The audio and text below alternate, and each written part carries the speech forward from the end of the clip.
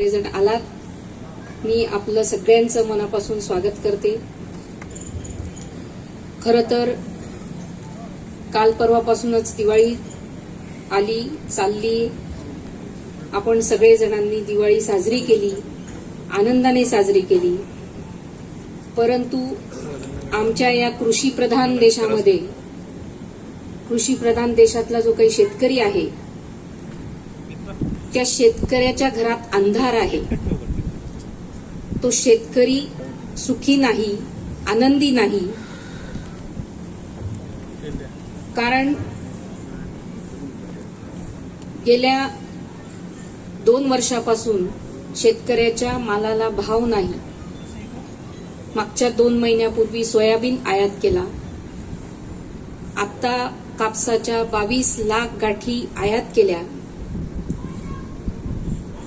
अशा परिस्थितीमध्ये की आज दिवाळी येऊन ठेपलेली आहे, हंगाम आलेला आहे आणि या हंगामाच्या काळामध्ये कापसाची आयात करून मला असं वाटतं या सरकारने शेतकऱ्याच्या जखमेवर मीठ चोळण्याचं काम केलेलं आहे.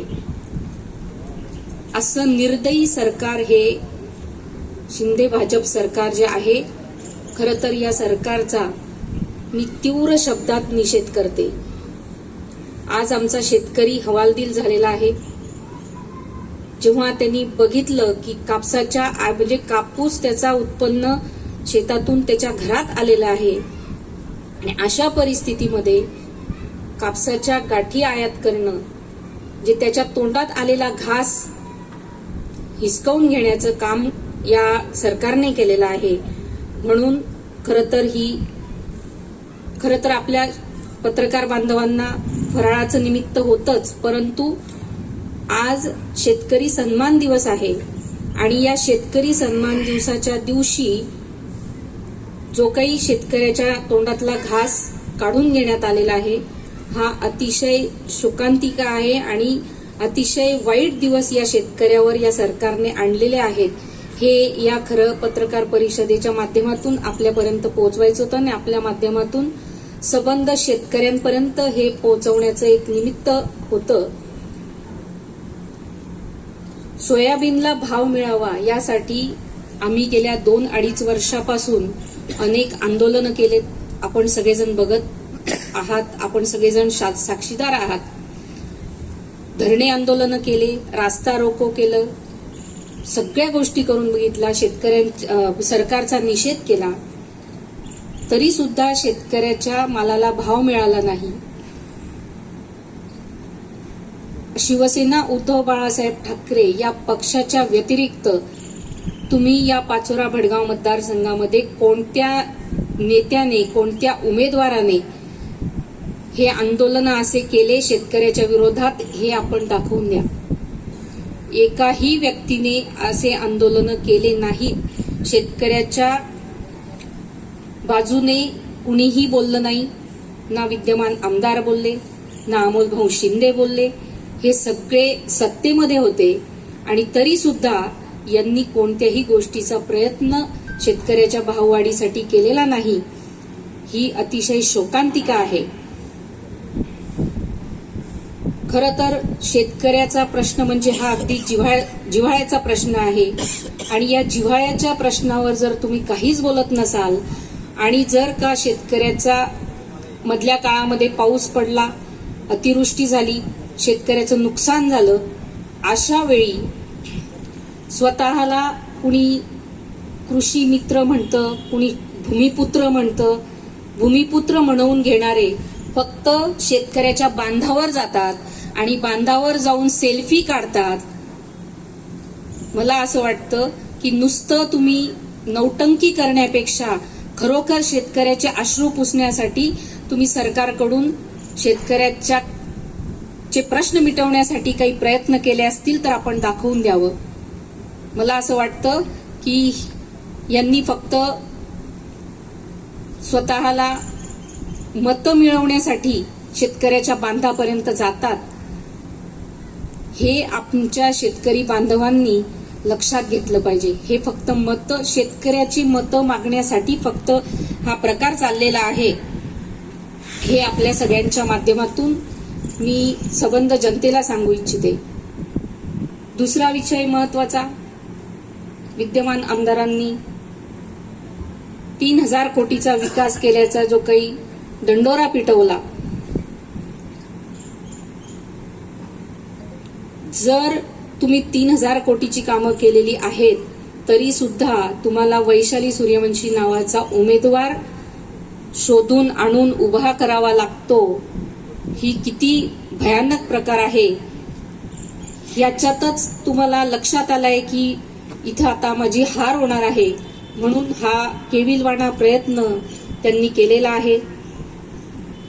त्या दिवशी आपण सगळेजण होतात, उमेदवारी अर्ज भरण्याच्या दिवशी, शेवटच्या दिवशी किती भयानक प्रकार पाचोरा प्रांत कार्यालयात जो घडला, ही पाचोरा भडगावची संस्कृती नाही.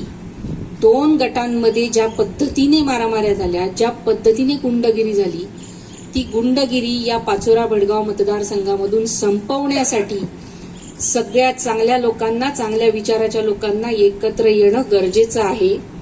ह्यांच्या पायाखालची वाळू घसरते आहे म्हणून हा प्रकार केलेला आहे. खरं तर केंद्र सरकारने आता 7,521 रुपयाचा हमीभाव कापसाला दिलेला आहे आणि ऍक्च्युअल मध्ये फक्त 5,500 ते 6,000 रुपये भाव शेतकऱ्याला मिळतो आहे. म्हणजे जो हमीभाव ठरवलेला आहे तो हमीभाव सुद्धा पूर्ण देऊ शकत नाही असं हे सरकार आहे. हेच मागच्या वर्षी म्हणजे उद्धव साहेब जेव्हा मुख्यमंत्री होते त्यांनी 10,000 रुपये भाव आमच्या शेतकरी राजाला दिलेला होता.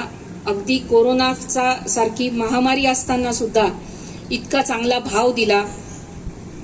असं हे शिंदे भाजप सरकार जे आहे ते शेतकऱ्यांचं शोषण करणारं सरकार आहे असं धडधडीत दिसतं आहे. मी आपल्या माध्यमातून शेतकरी बांधवांना आवाहन करेल की या जुमलेबाजांपासून आपण सावध राहा. यांना फक्त तुमचे मतं पाहिजे आहेत. त्यांना माहिती आहे शेतकरी कुठेच जाणार नाही, म्हणून शेतकऱ्याला गृहीत धरलेलं आहे या जुमलेबाजांनी. यांना मतदान करायचंच आहे असं गृहीत धरून टाकलंय शेतकऱ्याला. शेतकऱ्याला महत्व दिलं जात नाही, म्हणून आज शेतकऱ्याने अगदी जागी होणं गरजेचं आहे आणि या सरकारला तडीपार करण्याशिवाय पर्याय नाही.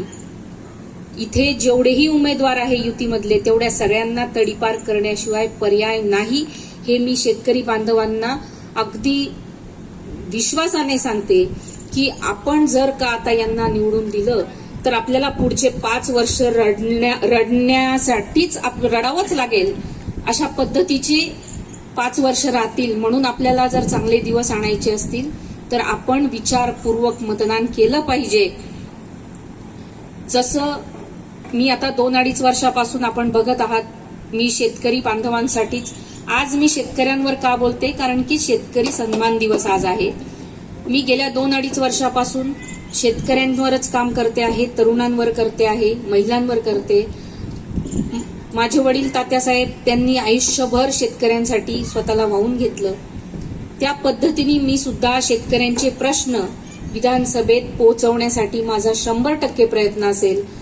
कारण मी सुद्धा स्वतः कृषी पदवीधर आहे, म्हणून शेतकऱ्यांच्या समस्या, शेतकऱ्यांच्या भावना ह्या सगळ्या मी समजू शकते. त्यामुळे मी आपल्या माध्यमातून शेतकरी बांधवांना सांगेल की मतदान करताना आपल्या हिताचं जे असेल त्याच व्यक्तीला मतदान करा आणि मतदान करताना आपण सगळ्यांनी शिवसेना उद्धव बाळासाहेब ठाकरे, शरदचंद्रजी पवार साहेब, सोनियाजी म्हणजेच महाविकास आघाडीच्या उमेदवारालाच आपण मतदान करावं आणि मतदान रूपी आशीर्वाद द्यावेत, हे मी आपल्या सगळ्यांच्या माध्यमातून विनंती करते.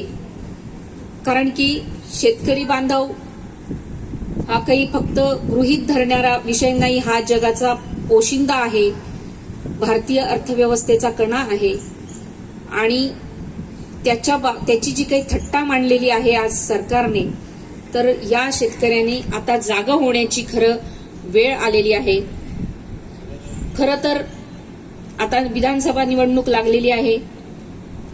हे समोरचे जे काही उमेदवार आहेत, हे तुमच्या गावामध्ये आल्यानंतर मला असं वाटतं त्यांना गावात घुसल्याबरोबर जाब विचारा. गावात घुसताना जाब विचारा की मागच्या 2-2.5-3 वर्षापासून आम्ही कापसासाठी भाव मागतोय, सोयाबीनसाठी भाव मागतोय. तुम्ही त्याच्यासाठी काय केलं? तुम्ही सत्तेत होतात, तुम्ही कधी आवाज उठवला का? तुम्ही कधी जाऊन प्रयत्न केला का? ह्या गोष्टीचा तुम्ही प्रत्येक उमेदवाराला जाब विचारला पाहिजे. की मी शेतकरी बांधवांना मी विनंती करते की आपण सगळ्यांनी, पुनश्च एकदा सांगते की आपण सगळ्यांनी मतदान करताना व्यवस्थित विचार करावा. केंद्राची निवडणूक आपल्या हातून गेलेली आहे, परंतु राज्यात चांगले दिवस आणायचे असतील तर आपल्याला महाविकास आघाडीशिवाय पर्याय नाही, ही मी आपल्या माध्यमातून सगळ्या नागरिकांना विनंती करते. आणि आज पाडवा आहे. सबंध या पाचोरा बेळगाव मतदारसंघातील सर्व जनतेला, माता भगिनी बांधवांना, तरुणांना मी दिवाळीच्या मनापासून शुभेच्छा देते. आणि आपल्या आयुष्यातला जो काही अंधार आहे तो अंधार मिटून या नवीन वर्षात आपल्या आयुष्यामध्ये भरभराटी, आनंद आणि आरोग्यमय जावं, ही मी विनंती, ही परमेश्वराजवळ मी प्रार्थना करते. आणि इथेच थांबते. धन्यवाद. जय हिंद, जय महाराष्ट्र.